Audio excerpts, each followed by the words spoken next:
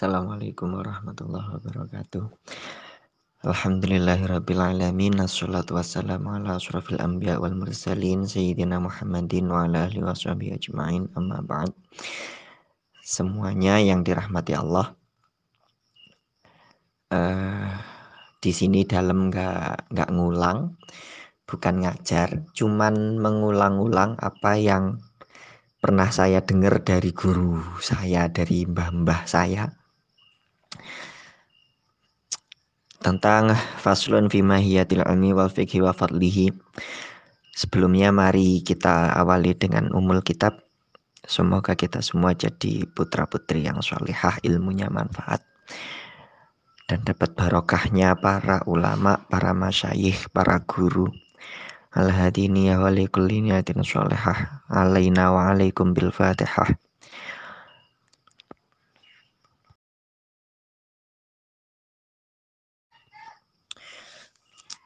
Faslun fi mahiyatil ilmi wal fiqhi wa fadlihi. Ini saya bacakan, semoga kita semua dapat barokah syekhul kalamnya. Kalau Rasulullah sallallahu alaihi wasallam, talabul ilmi fardhatun ala kulli muslimin wa muslimatin i'lam bi annahu la yaftaridu ala kulli muslimatin talaba kulli ilmin bal yaftaridu alaihi talabul ilmi hal kama yuqalu afdhalul ilmi ilmul hal wa afdhalu amali hifdzul hal.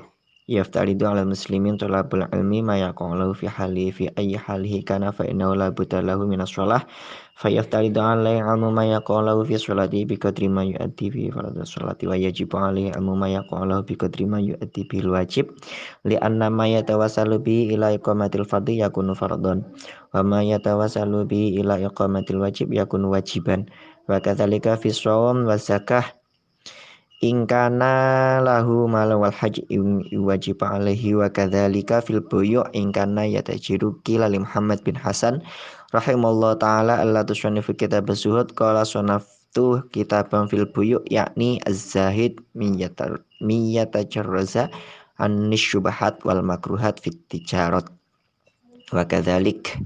Amma ba'du. Pasal menjelaskan tentang ilmu fikih dan keutamaannya. Diawali dengan hadis syarif, hadis yang mulia. Rasulullah SAW bersabda yang sangat umum sekali kita dengar, tuntutlah ilmu. Thalabul ilmi, menuntut ilmu wajib bagi setiap muslim laki-laki dan muslim perempuan.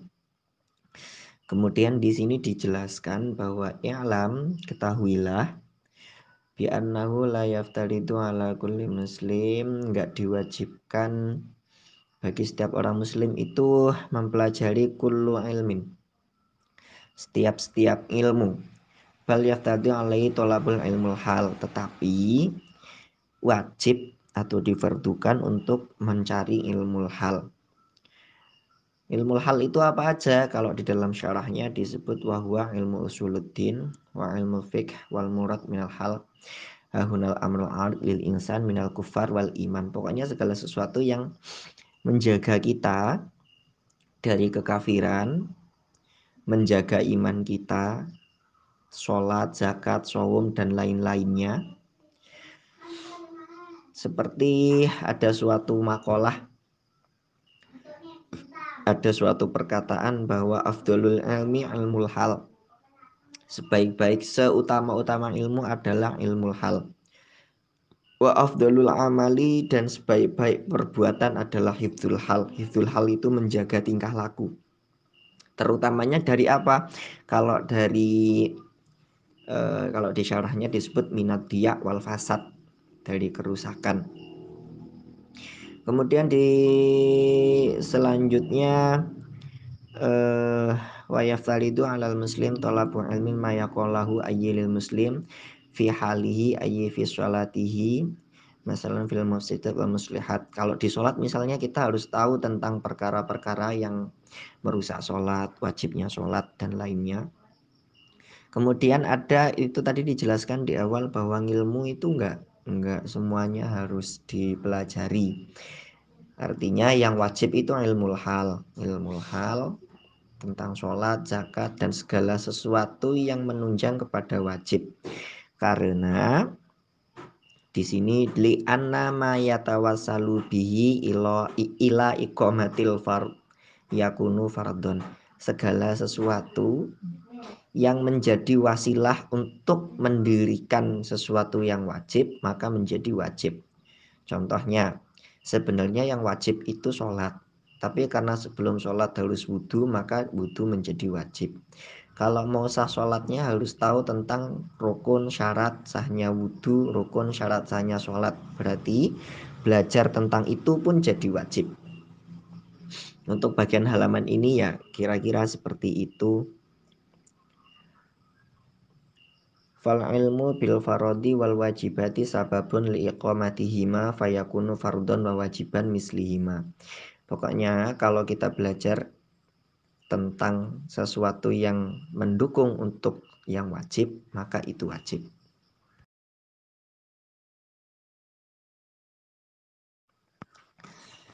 Bismillahirrahmanirrahim. Qala mu'allifur rahim nafa'anallahu bi'ulumi fid dharain amin. Lanjut. Ada salah satu ulama ditanya. Di sini disebut beliau bernama Imam Muhammad bin Hasan. Beliau ditanya begini. Allah tusannifu kitab fi zuhud. Kok jenengan enggak membuat kitab tentang zuhud? Kemudian beliau menjawab, qala sonaftu, qolan jawab Muhammad bin Hasan, sonaftu kitaban fil buyuk. Saya mengarang kitab tentang perdagangan. Jadi beliau ditanya kok enggak buat kitab tentang zuhud. Kemudian beliau menjawab, saya sudah membuat kitab tentang perdagangan. Loh, apa hubungannya? Jadi gini, di syarahnya itu dijelaskan, yakni yaftalidu ala kulli muslimin ilmu ma yaqong fi mubaya'atihi syar'iyyati liyataharraza bihi fihi anir riba wasyuhat wal khalal wal fasad wa ayyada hadzal ma'na biqaulihi nanikus ila akhirih. Jadi di kitab tentang perdagangan itulah di situ saya jelaskan agar orang-orang itu menjaga atau berhati-hati dari perkara yang riba, perkara yang syubhat, perkara yang merusak dan lainnya. Artinya kadang-kadang bab zuhud itu tidak dibahas tersendiri oleh para ulama zaman dahulu. Beliau dimasukkan ke dalam bab-bab yang lain, seperti nanti di selanjutnya di sini ada tawakal dan segala macam tentang syubhat. Itu tidak dibuat bab sendiri, tetapi terintegrasi dengan pembahasan bab-bab yang lain. Ada yang menjelaskan itu sendiri, ada. Tapi di sini dia diintegrasikan. Kemudian kalau dilanjutkan di bagian matannya, kita lanjutkan yang tadi. Ya wa kadzalika yajibu fi sairil muamalati wal hurfi wa kullu man istaghala bi syai'in minha yaftalitu alaih al-mutahris anil haram. Di antaranya yang diwajibkan adalah ilmu untuk menjaga dari sesuatu yang haram. Saya kasih contoh gini. Misal kita tidak tahu hewan ini haram atau enggak. Kita kasih contoh yang gampang lah. Bekicot misalnya. Bekicot itu halal atau haram? Kan kita sudah belajar fikihnya. Jadi nanti kita bisa menganalisis gini. Sesuatu yang hewan yang halal itu yang bisa disembelih. Pertanyaannya, bekicot bisa disembelih enggak? Kemudian ada hewan yang nggak bisa disembelih, tapi dia halal. Hanya ada dua kategori, yaitu ikan atau belalang.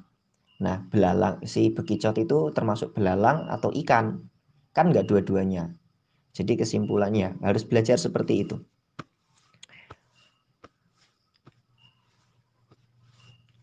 Dan yang paling penting di sini juga dijelaskan wa kadzalika yaftalitu alaihi ilmu ahwalil qalbi. Di antaranya yang penting juga adalah menjaga ilmu ahwalil qalbi. Ahwalil qalbi itu berarti tingkahnya hati. Kalau di bagian syarah yang saya foto itu ada di sekitar barisan tengah. sebelum tengah dari yaftal itu alih al-mutahlis anil haram fihi. Kemudian wa kadzalika ada lafdzatan kadzalika itu ilmu di situ ilmu ahwalil qalbi minat tawakal. Contohnya ya tawakal. Ada kemudian ghasyah. Karena ilmu ini kalau nggak dipahami juga salah. Tawakal nanti diartikan jadi tanpa ikhtiar ya jadi sesat. Kemudian ikhtiar tanpa tawakal itu juga nanti jadi salah. Kemudian di situ juga ada wal inabah. Inabah itu ayir ruju' ilallah ta'ala. Wal khosyah wa huwa al khauf minallah ta'ala. War ridha bi hukmillahi wa qadaihi. Jadi di antara tingkah hati itu adalah tawakal, inabah, khosyah, ayyi khauf, takut, kemudian ridho dengan hukum dan qada Allah. Itu adalah tingkah-tingkah hati yang harus kita pelajari. Jangan sampai kita menyikapinya dengan cara yang tidak benar.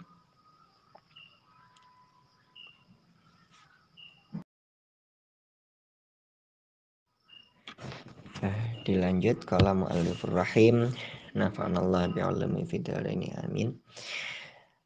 Kenapa kita diharuskan menuntut ilmu? Karena ilmu pengetahuan inilah yang membedakan, kalau di sini yang membedakan antara kita dengan makhluk lain yaitu malaikat dan hewan kalau di sini. Li'anna jimi khiswali siwal anu yashtariku fihi wal insan wa sairul hayawan kasyuja'ah wal jar'ah wal quwa wal jud wa syafaqah wa ghairiya siwal ilmi wa bi'adharullah ta'ala fadala adama. Karena dengan inilah Allah memuliakan Bani Adam alaihi salatu wassalam alal malaikati kepada di atas para malaikat wa amruhum dan memerintahkan malaikat bisujudi dengan sujud. Artinya gini, kita dianggap mulia, kita dimuliakan itu karena ilmu. Jadi kalau yang diandalkan yang lain ya itu tetap rahmat Allah. Misal ngandalkan ganteng nih, ya nggak apa-apa. Ngandalkan sugi gitu, ya nggak apa-apa selama di dunia. Tapi kalau hanya itu pegangannya tidak dikembalikan kepada Allah, bukan karena ilmunya, maka itu sebenarnya bukan sesuatu yang membanggakan. Karena kalau dibilang kaya, pasti malaikat jin itu lebih kaya daripada manusia. Kalau dibilang ganteng, malaikat pasti lebih ganteng. Tapi kalau dibilang ilmu, disitulah manusia itu Allah berikan keutamaan, yaitu memiliki ilmu pengetahuan.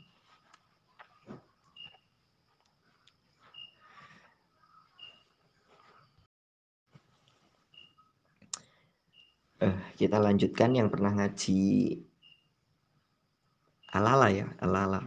Insya Allah nggak asing dengan nazom di bagian samping itu. Ta'alam fa innal ilma zainul li alihi wa fadlun wa inwanun li kullil mahamidi. Ngaji yo krono ngilmu maesi ing aline. Ya kira-kira gitu ya artinya. Jadi tuntutlah ilmu karena ilmu nanti jadi penghias bagi yang mempunyai ilmu. Wa fadlun wa inwanun likullil mahamidi. Wa kun mustafidan kulla yaumin ziyadatan minal ilmi wasbah fi buhuril fawaidi. Kemudian jadikan setiap hari itu hari-hari yang menjadikan kita tambah ilmunya. Ilmu apapun, selama itu ilmu yang bermanfaat, syukur-syukur ilmu hal, atau ilmu tadi satunya ilmu hal, satunya adalah hifdzul hal. Tafaqqah fa innal fiqha afdalu qaidi ilal birri wa taqwa wa adalu qasidi. Jadi di sini tafaqquh itu ya perkuat. Fa innal fiqh, ilmu fikihnya. Fa innal fiqha, karena sesungguhnya ilmu fikih itu afdalu qaidi, ilal birri yang menjadi petunjuk kepada kebaikan, wa taqwa wa adalu qasidi. Jadi piye-piye yang orang itu kalau belajar ilmu fikih, Imam Syafi'i itu dawuh di kitab dinukil di kitab Naswaihul Ibad, man ta'allamal fiqha, sing sapa wonge belajar ilmu fikih, maka nanti dia jadi tambah berwibawa, nabula qatruh. Huwal ilmul hadi ila sananil huda, huwal husni yunji min jami'i syadaidi. Itulah ilmu yang menunjukkan kepada jalan yang benar, ya ilmu fikih itu. Orang belajar tasawuf tanpa fikih nanti jadinya sesat. Tapi kalau belajar fikih tanpa usul nanti dia jadinya kaku. Fa inna faqihan wahidan mutawari'an asyaddu ala syaitani min alfi abidi. Wong alim fikih siji tur kang ngetoi haram. Orang fikih satu yang menjauhi perkara haram, artinya yang warok, yang menjaga diri. Ahli fikih satu yang menjaga diri itu asyaddu ala syaitani min alfi abidi, lebih baik daripada, lebih berat godaannya atau lebih berat bagi setan dibanding dengan 1000 ahli ibadah. Saking pentingnya ahli ilmu. Gus Baha itu pernah cerita gini, piye-piye bagaimanapun tetap lebih baik orang yang punya ilmu, senajan walaupun dia itu mandan fasek, agak fasek, ingat agak tok, jangan fasek teman-teman, dibanding dengan orang yang taat, orang yang abid, ahli ibadah tapi tanpa ilmu. Kalau di dalam kitab Al-Ala itu yang sering dijelaskan oleh guru-guru, bahwa tidurnya orang ahli ilmu itu lebih baik daripada sholatnya orang ahli ibadah tanpa ilmu. Saking pinternya ilmu, makanya saking pentingnya ilmu. Makanya kalau di Al-Quran itu banyak banget ala ya'lamu, terus alam ya'lam dan segala macamnya. Afala yatadzakkarun, afala yanzurun, afala yarawna, afala yaqilun. Jadi afala ta'lamun, apakah kamu nggak tahu, apakah kamu nggak membaca, apakah kamu nggak memikirkan, apakah kamu nggak merenungi gitu. Saking pentingnya suatu ilmu itu. Nah,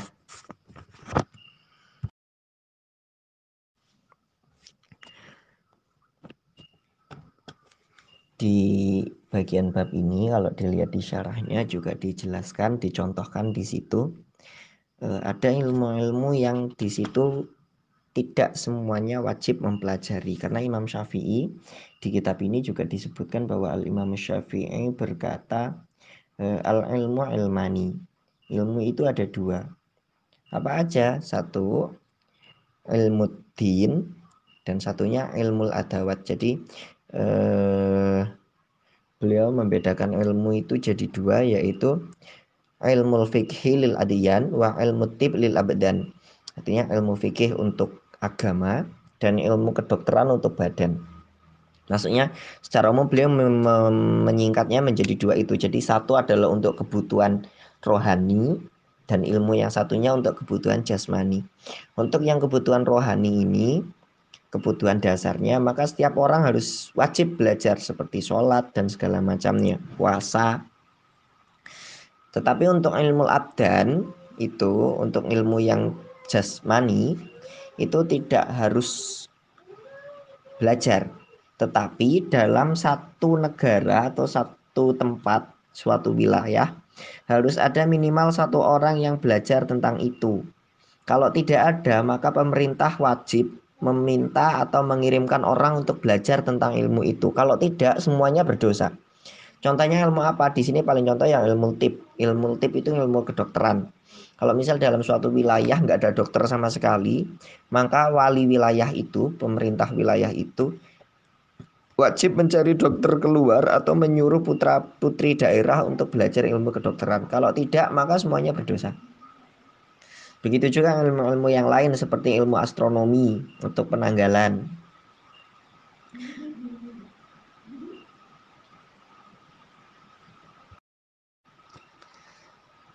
Saking pentingnya ilmu, sampai seorang ulama membuat syair di Al-Ala itu. Beliau sebenarnya nukil dari hadis Nabi juga. Fasadun kabirun alimun mutahatiku wa akbaru minhu jahilun mutanasiku. Sebesar apapun kerusakan yang dibuat oleh orang alim, orang alim yang mutahatiku itu masih lebih besar kerusakan yang dibuat oleh orang jahil itu bodoh, mutanasiku yang khusyuk. Misal ada orang alim yang dia urakan agak fasik gitu, maka orang mau tanya hukum ke dia akan sanksi, males. Padahal dia ini orang alim. Tapi ketika ada orang bodoh yang sepertinya puasanya tekun, sholat sunnahnya oke, dan lain segala macamnya, padahal dia bodoh, orang-orang akhirnya akan menganggap dia ini orang yang bisa dimintai fatwa. Akhirnya terjadilah orang bodoh berfatwa. Kalau sudah seperti ini, inilah kerusakan ilmu yang sebenarnya. Kalau udah seperti ini bagaimana ya? Disitulah ciri-ciri bahwa ilmu Allah itu akan diangkat. Ketika orang sudah tidak tanya kepada ahlinya, tidak kepada ulama atau ahlinya, hanya karena dari sisi basyariah yang terlihat itu ada orang yang lebih mutanasik, yang lebih terlihat tekun beribadah padahal sebenarnya orang bodoh. Oleh karena itu, mari sama-sama kita boleh bertanya kepada siapa saja, kita boleh berteman atau mencari ilmu dari siapa saja, tetapi dalam memilih guru ketika sudah dinisbatkan menjadi seorang guru, harap berhati-hati karena jangan sampai kita menjadi pengikutnya orang-orang yang jahlun mutanasiku. Hadanallah wa iyyakum, itu mawon, wallahul a'lam biswab. Monggo moderator.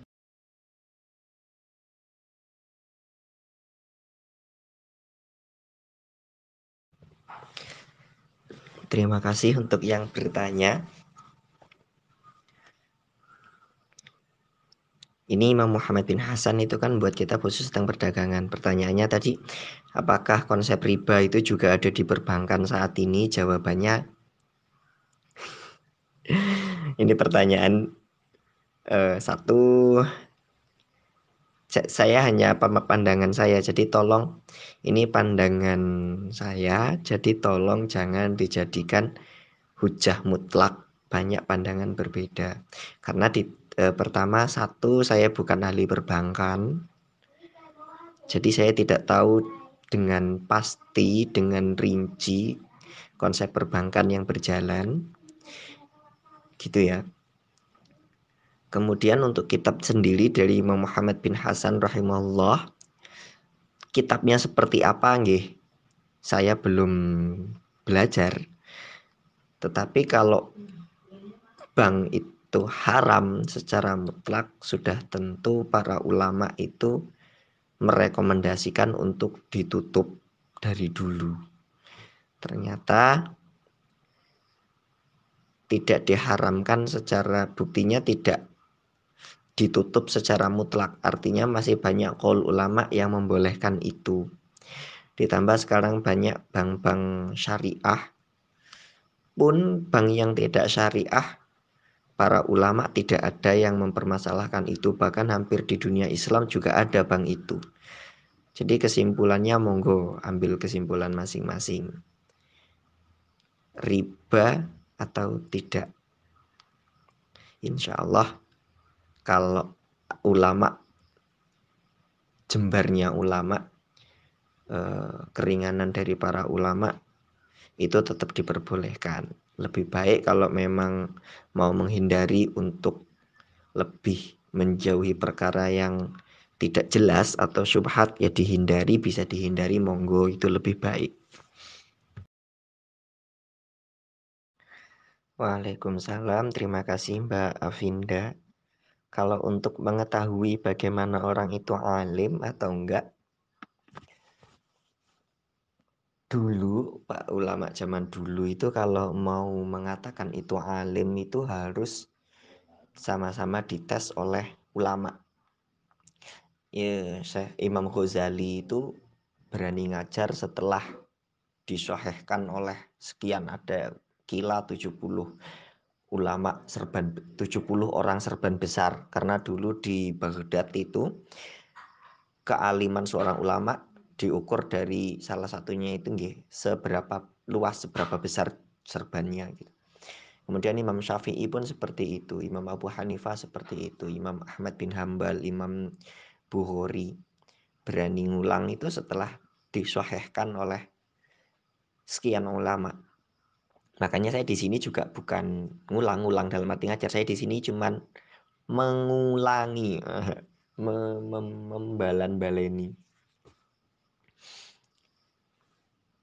Jadi gini, misal saya kasih contoh aja jenengan analisis piyambak, jenengan analisis. Misal ibu saya jamnya rusak, kemudian saya utak-atik, ternyata jamnya hidup lagi. Terus ibu saya bilang gini, anak saya ahli beneri jam. Kemudian ada orang datang lagi ke saya, secara kebetulan, Mas Jir ini, Mas katanya sampean bisa benerin jam. Ya kadang-kadang bisa, kata saya gitu misal. Kemudian orang itu titip jam dan ternyata saya beneri, kebetulan lagi itu bisa. Ingat kebetulan. Terus kemudian orang sedesa akhirnya, karena dua orang itu cerita kemana-mana, akhirnya orang sedesa itu mengatakan bahwa saya ahli jam. Maka keahlian saya itu jangan dijadikan suatu landasan. Karena gini, saya tidak pernah punya riwayat belajar tentang jam. Satu. Yang kedua, yang mensahihkan atau yang mengatakan bahwa saya seorang ahli jam, itu bukan ahli jam. Ibu saya bukan ahli jam, orang yang titip ke saya bukan ahli jam. Jadi keahlian saya itu bukan sesuatu yang benar. Maka ketika kita mau tanya itu orang alim atau bukan, kita harus tahu bahwa dia pernah punya sejarah sanad belajar ilmu yang jelas, gurunya siapa, kalau memang sudah ngajar punya murid-muridnya siapa. Kemudian harus ada orang yang sama-sama alim, yang asli orang itu alim, masyhur, yang dia mensahihkan bahwa dia itu benar-benar orang alim. Begitu. Jadinya gini, yang bisa tahu itu tuh alim atau enggak ya sebenarnya sama-sama orang alim yang bisa mengatakan bahwa dia itu alim atau enggak. Orang jahil, orang bodoh tidak punya kategori untuk memberikan penilaian. Karena dia kan nggak tahu itu benar atau enggak gitu. Wah, terima kasih Mbak Evi. Saya baca lagi pertanyaannya, ternyata ada kata-kata menurut Mas sendiri. Oke, menurut saya berarti ya. Bagaimana cara memilah guru yang baik agar ilmu yang kita terima tidak salah? Saya tak cerita dikit. Saya dulu pernah mau mondok. Kemudian biasalah di kiai itu kan selalu ada ulama, itu juga nggak semuanya itu seia sekata kan. Justru nggak iya nggak sekatanya ulama itulah jadi jembarnya agama, jadi serunya diskusi keilmuan. Nah saya itu mau berguru ke salah satu orang, ke salah satu pondok gitu. Nggak perlu disebut lah, sebut aja misal Pondok Pengkolan. Kemudian karena di situ itu santrinya belum banyak, saya sengaja nyari pondok yang santrinya belum banyak. Karena kalau santrinya udah banyak biasanya nggak begitu diopeni sama Abah Yai, karena Abah Yai udah sibuk ngurusi banyak orang. Saya sukanya kan diperhatikan khusus gitu loh, biar seru. Nah, kemudian saya tanyakan kepada orang yang santrinya udah banyak. yang sebahasanya mungkin kalau bahasa kasarnya maaf sekubu lah. Gimana kalau saya mondok di tempat orang ini gitu. Kemudian kata orang yang sekubu itu, ya apik, piye mondok itu apik, tapi kalau ada yang lain dulu gitu. Kemudian saya tanyakan kepada lawannya, orang yang berbeda pendapat dengan dia. Ternyata jawabannya hampir mirip. Alhasil ya saya nggak jadi di situ, nggak jadi tinggal di situ. Padahal udah ditawarin pokoknya manggon gratis jadi ini. Tapi saya nggak jadi ke situ. Alasannya karena itu. Kok kayak gitu? Saya ingat dulu gini. Di manaqib Syafi'i, di manaqibnya Imam Syafi'i. Imam Syafi'i itu mau berguru kepada Imam Malik di Madinah, itu harus mendapat rekomendasi dari ulama-ulama Mekah dan gubernur Mekah. Kemudian berangkat ke Madinah. Sampai di Madinah, setelah beliau oleh Imam Malik diakui sebagai orang alim, wahai Syafi'i, kamu sudah alim, sudah menguasai ilmuku. Kemudian Imam Syafi'i berkata, masih ada nggak orang yang alim kayak jenengan? Saya mau berguru. Kata Imam Syafi'i, ada, tapi orangnya udah meninggal. Orangnya udah wafat di Irak sana. Kemudian, tapi ada muridnya namanya Muhammad bin Hasan Asy-Syaibani. Muridnya Imam Abu Hanifah. Yang dimaksud udah wafat tadi itu Imam Abu Hanifah oleh Imam Malik. Kemudian Imam Syafi'i minta izin, boleh nggak berguru kepada Imam Hasan Asy-Syaibani. Padahal dua-dua ini itu sangat-sangat berbeda. Ulama Hanifah itu ahlur ra'yi bil usul. Ulama kalau Imam Malik itu syar'i bin naql. Ya, jadi pakai sanad gitu. Dua ini kalau berpendapat sering bertentangan. Tapi karena dua-duanya punya dasar, bahkan keilmuannya itu diakui oleh lawan maupun kawan. Nah, guru yang baik yang seperti itu. Nah, jenengan nyari guru, misal kalau ukurannya kayak misalnya kalau di KMNU Mas Tito lah.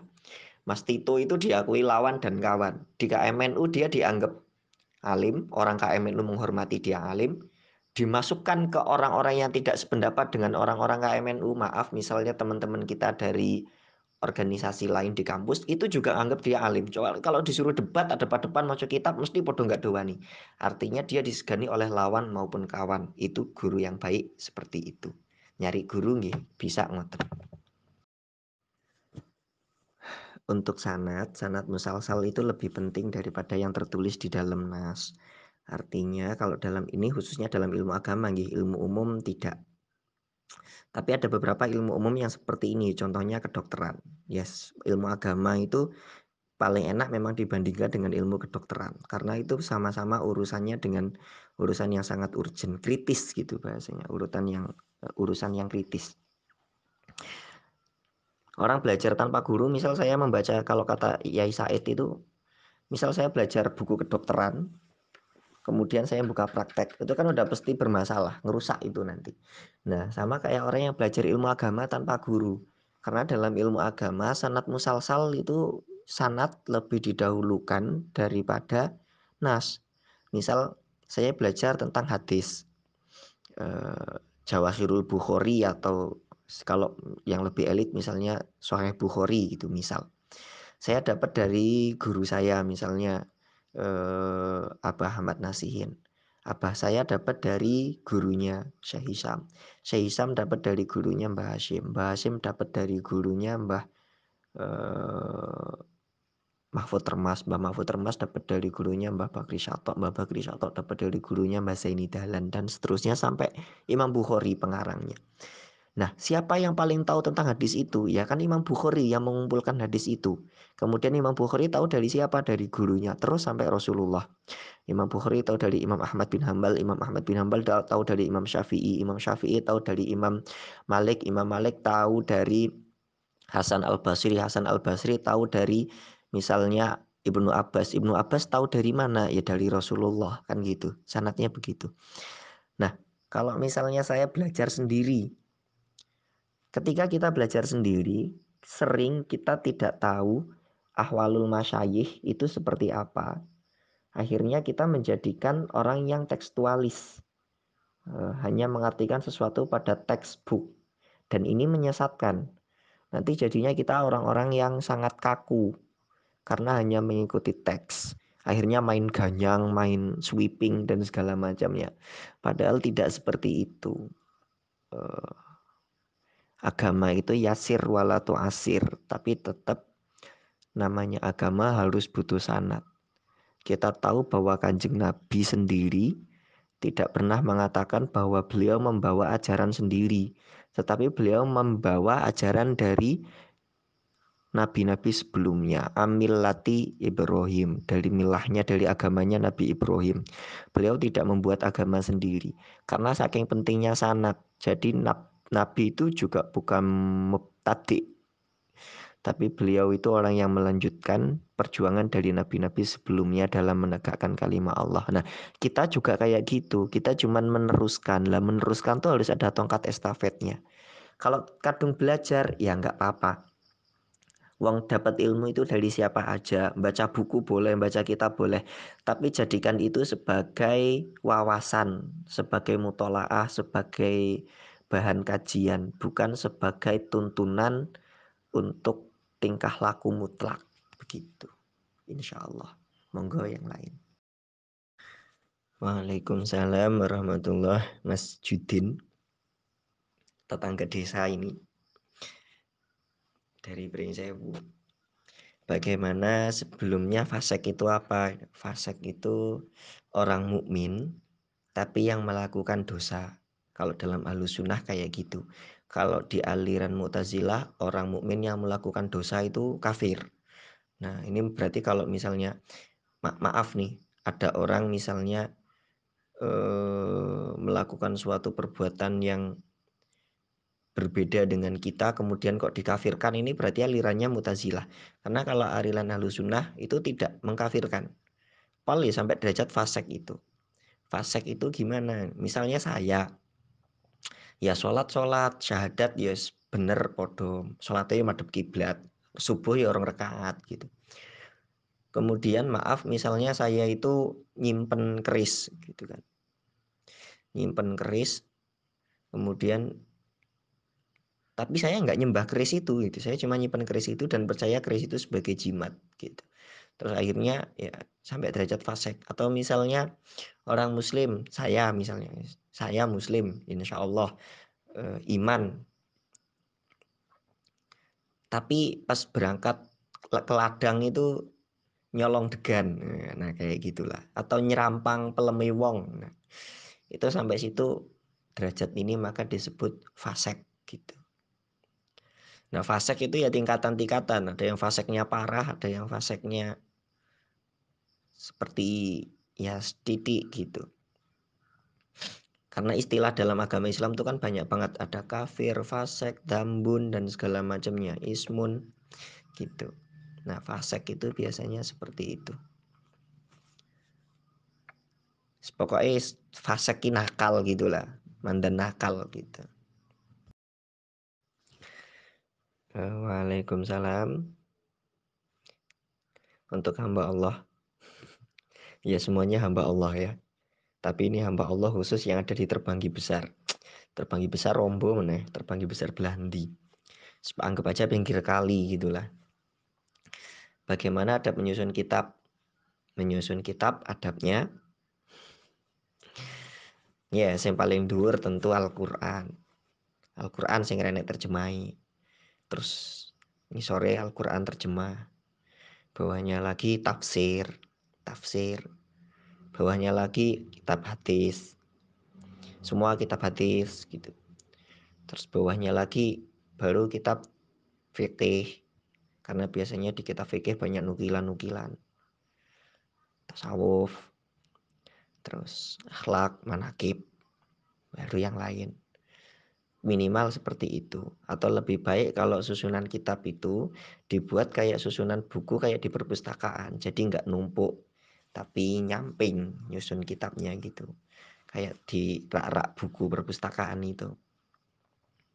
Jadi tidak ditumpuk kalau memang lemarinya memungkinkan. Kemudian kalau sedang ngaji boleh enggak pena ditaruh di atas halaman kitab. Ya, yang ngomong nggak boleh itu ya siapa yang nggak ada. Yang membolehkan ya banyak. Tapi kalau dalam ilmu ikhtiyat, kehati-hatian, hifdzul hal tadi, menjaga tingkah laku. Biasanya ada yang mengatakan jangan ditaruh di atas saru, bukanya pakai tangan kanan, apalagi kalau itu Al-Quran. Tetapi kalau selama itu adalah keperluan untuk mengaji seperti pulpen, saya pikir insya Allah itu nggak apa-apa. Kalau yang digunakan itu keperluan mengaji, jadi kayak pulpen ditaruh di atas kitab, apalagi nggih, pembatas buku ya kan memang tempatnya di situ gitu, jadi nggak masalah. Di samping ya lebih baik. Awas tapi hilang dijikuk kancane. Oh ya, tadi ada yang nanya tentang wali. Kan katanya ada yang nggak tahu konsep tentang wali itu gimana.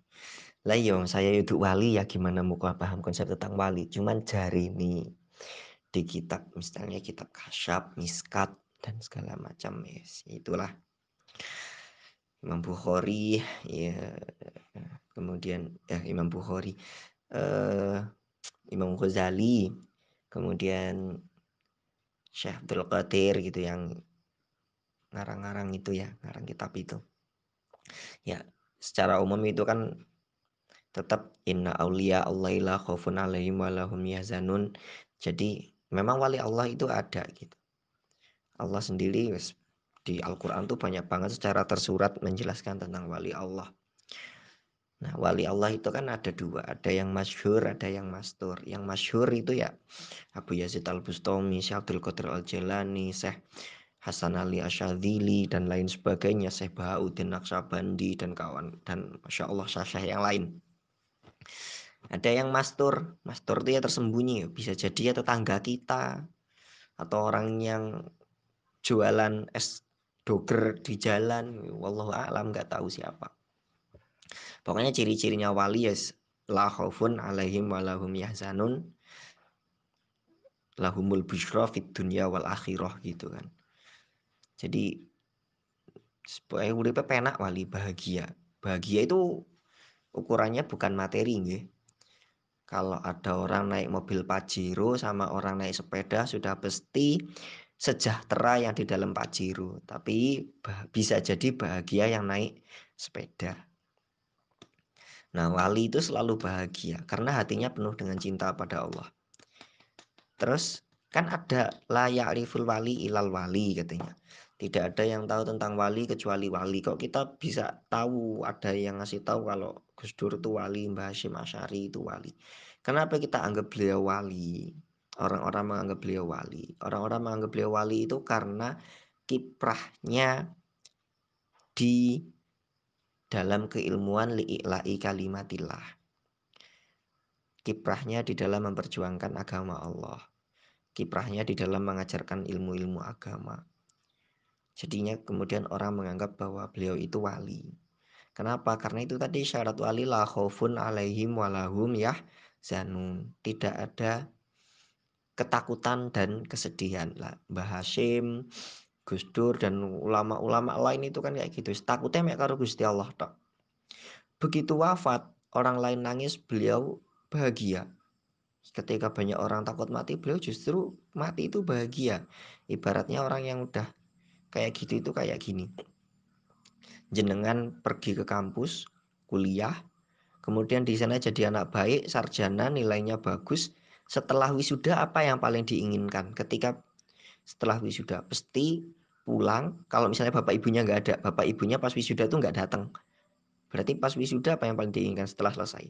Pulang ngomong ke bapak ibunya dengan bangga bahwa sudah menyelesaikan kuliah dengan baik. Sudah menyelesaikan tugasnya sebagai anak untuk menuntut ilmu kuliah dengan baik. Pengennya pulang gitu. Nah, orang-orang yang sudah sampai derajat wali ya kayak gitu. Ketika di dunia itu sudah baik cinta karena Allah, pengennya pulang. Jadi mati itu seneng karena mau ketemu sama Allah gitu loh. Saking kangennya udah sama kayak jenengan kangen orang tuamu karena lama nggak pulang demi nyelesain kuliah itu tadi. Nah, sebaliknya kalau orang-orang yang nakal fase mandanemen ya sama kuliah kono mek dolan ora enek sing lulus masalah kabeh karo dosen mata kuliah bermasalah akhirnya pulang ya wedi ditakoni bapake wedi ditakoni mamake sama Wong fasik ya kayak gitu yang bukan wali. Mau mati itu takut, takut nanti ditanyain malaikat, takut siksa kubur, takut jembatan Sirotol Mustaqim dan lain sebagainya. Nah, jadi kita mengatakan beliau wali itu karena beliau adalah ulama yang memperjuangkan agama Allah. Dan ciri-ciri wali itulah khaufun alaihim walam yahzanun. Tadi beliau itu bahkan setelah mati, setelah wafat, orang-orang itu masih berduyun-duyun ke sana. Orang-orang masih pada datang ke sana. Orang ketika beliau mau wafat itu tertawa, orang-orang justru banyak yang menangisi, yang mendoakan banyak sekali, yang menyolati banyak sekali. Nah, itulah ciri wali Allah yang masyhur. Entah beliau itu wali atau bukan ya, hanya wali yang tahu dan hanya Allah yang tahu. Hanya wali dan Allah yang tahu. Gitu. Jadi sebenarnya selama masih di dunia ya kita nggak bisa memastikan itu wali atau bukan. Tapi setidaknya ciri-cirinya mengatakan seperti itu dan beliau itu masyhur sebagai ulama ya. Ulama Allah yaitulah aulia Allah kan gitu. Kalau mau tuh wali atau bukan ya nanti kalau sudah sama-sama di alam barzah coba sowan. Kalau ternyata beliau di sana bener la khaufun wala yahzanun ya berarti wali. Kalau ternyata maaf, yes. Contohnya jangan Gus Dur atau Mbah Hasyim lah saru. Contohnya misalnya jenengan nyontohkan saya terus dianggap wali. Di dunia dimuliakan. Ternyata ngisuk nang akhirat digicek-gicek nang malaikat Zabaniyah ya berarti itu wali. Taunya ya besok kalau sudah kumpul bareng-bareng di padang masyar sono. Alhamdulillah selesai. Hadanallahu wa iyyakum afu minkum. Kita tutup dengan lafaz hamdalah alhamdulillahirabbil alamin dan kafaratul majelis. Subhanakallahumma wa bihamdika asyhadu an la ilaha illa anta astaghfiruka wa atubu ilaik. Mungkin bermanfaat. Assalamualaikum warahmatullahi wabarakatuh.